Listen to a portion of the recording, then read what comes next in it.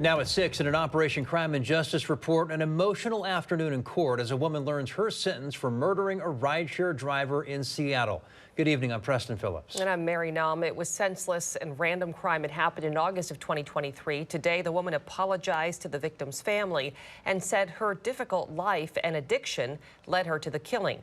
KOMO's Jeremy Harris has covered this case from the beginning and is live at the King County Courthouse tonight. Jeremy? Yeah, Mary, the facts of this case are hard to believe. An 18-year-old woman executes a rideshare driver, then steals his car to run errands and get her hair done. It's a case that not only shocked Seattle, but it also spread fear among rideshare drivers who feared they would be targeted next. More than 2 years after that murder, she accepted responsibility and today learned her fate in court. You must be going somewhere. Prosecutors played this song in court. It's from a 10-year-old boy singing to his father, Amare Geda, hoping he is now in a safe place after being killed while working as a rideshare driver in Seattle in August of 2023. The emotional family pleading with the court to hold 20-year-old Neiana Allen-Bailey accountable. Today, there's only one life sentence, and that was for Mr. Geda. Allen-Bailey was 18 at the time. Videos show her walking down First Avenue South, then approaching Geda's car where he'd stopped to take a break from his shift as a Lyft driver. Allen-Bailey approaches the door, shoots him, then steals the car. She fled from the scene, leaving Mr. Geda to die. She then used the stolen car to go to Walmart, buy an Xbox and an Apple Watch, and then got her hair cut.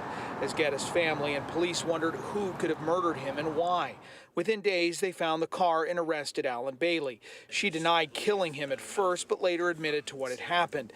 At her sentencing hearing, the defense said she was high on Xanax, marijuana, mushrooms, and drunk on tequila at the time of the murder.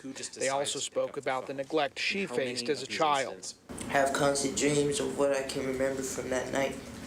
I'm sorry for my part in this traumatizing situation.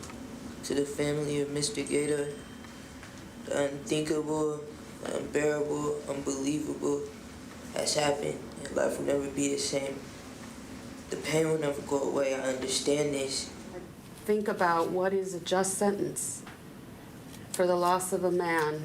Judge Haydee Vargas imposed a sentence of 20 years in prison, while acknowledging the pain Geda's family faced and the difficult upbringing Allen-Bailey had before committing murder at 18. I have the family here. I feel their pain. I feel your pain in this moment. I see you. Ultimately, by plea. That sentence of 20 years was above what defense attorneys had asked for, but it was 3 years below what the prosecutors were requesting. Allen-Bailey will be in her mid-30s when she's eligible for release from prison. Reporting live in Seattle, Jeremy Harris, KOMO News. Jeremy, the victim was one of several rideshare drivers who were murdered that year. Did any of his colleagues react to the sentence today? Well, absolutely. In fact, we heard from one of them who spoke here in court. He really spoke about the impact that not only Amare Geda's murder had, but you'll remember that year there were several rideshare drivers who were killed here in the Seattle region. The one driver who spoke today in court said that other drivers stopped working late at night, fearing for their own safety. And it's also important to remember Amare Geda, he had been a rideshare driver in Seattle for a long time. In fact, he was one of the original drivers when those rideshare platforms, Uber and Lyft, came here to the city all those years ago. Jeremy, thank you.